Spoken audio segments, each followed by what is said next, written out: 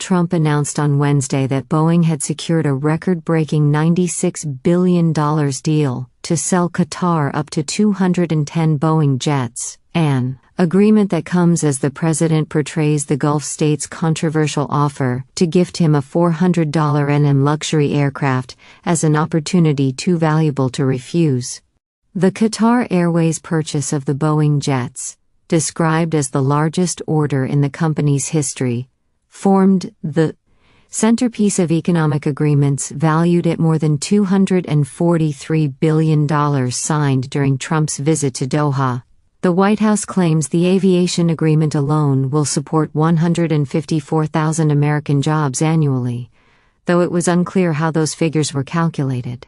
Trump also secured a statement of intent for more than $38 billion in future defense investments from Qatar, further intertwining America's economic and security relationships with the Gulf state now offering him a luxury aircraft.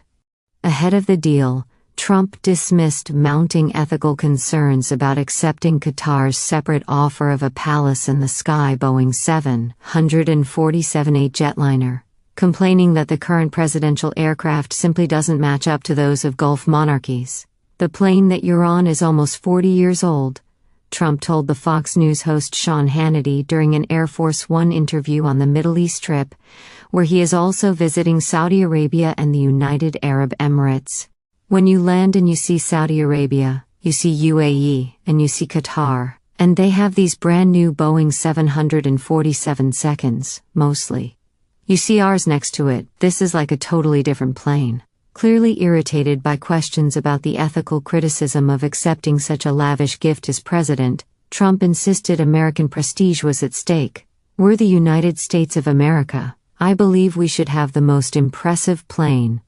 The timing of Trump's visit has raised eyebrows, coming just weeks after the Trump Organization secured a deal with Qatar for a luxury resort and golf course development outside the capital, Doha, called Trump International Golf Club and Villas. "My attitude is, why wouldn't I accept a gift?" Trump continued. "We're giving to everybody else. Why wouldn't I accept a gift? Because it's going to be a couple years until the Boeings are finished." Trump was referring to the incoming Air Force One fleet, a $3.9 billion contract given to Boeing in 2018, with an original timetable of 2024, that has since been delayed by a number of years. The U.S. Attorney General, Pam Bondi, who worked as a lobbyist for Qatar while at her previous employer Ballard Partners, has declared accepting the aircraft legally permissible. Trump's much-touted trade deals, coming as Qatar dangles what Democratic Representative Richie Torres described as a flying grift, has triggered alarm across the political spectrum.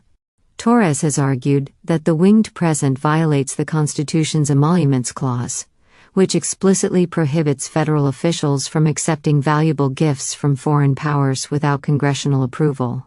Even staunch Trump allies have broken ranks, including the Texas Senator Ted Cruz, who warned that the aircraft deal poses significant espionage and surveillance problems, while the West Virginia Senator Shelley Moore Capito said bluntly she would be checking for bugs. Former U.S. Ambassador to the UN Nikki Haley, who ran in the Republican primaries for president, called the acceptance of foreign gifts never a good practice that threatens intelligence and national security.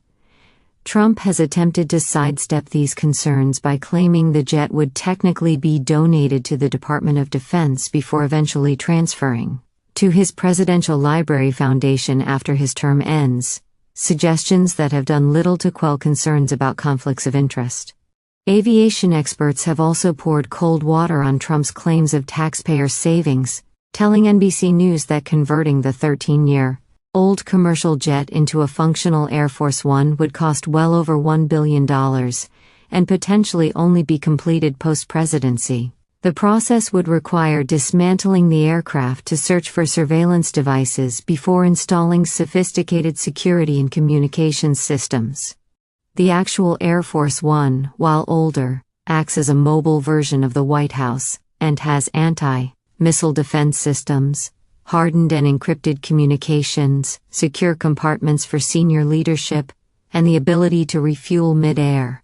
Trump's Gulf tour began with a speech at the Saudi U.S. Investment Forum 2025, where he praised the region's leaders.